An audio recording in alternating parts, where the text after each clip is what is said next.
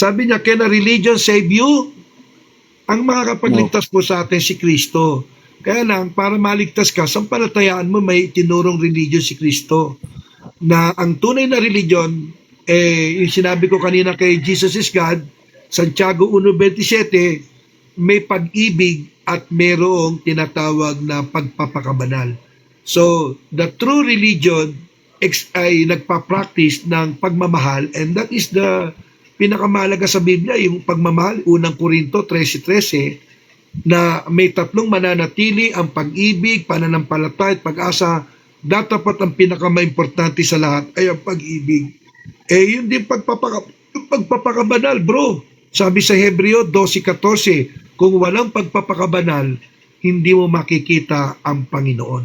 So, si Kristo ang tagapagligtas, ang Ama ang tagapagligtas, pero dapat nagsasagawa ka ng tunay na reliyon. Actually, ang tunay na reliyon, sa pagtinignan mo sa Grego, tereskia. Ibig sabihin ng tereskia is worship, pagsamba. At yun ang hinahanap ng Diyos. John 4:23, dumarating ang oras at ngayon na nga na hinahanap ng Ama ang mga tunay na mananamba sa Diyos. Ang Diyos ay Espiritu, kaya dapat natin siyang sambahin sa Espiritu at sa katotohanan. Yun po sagot namin.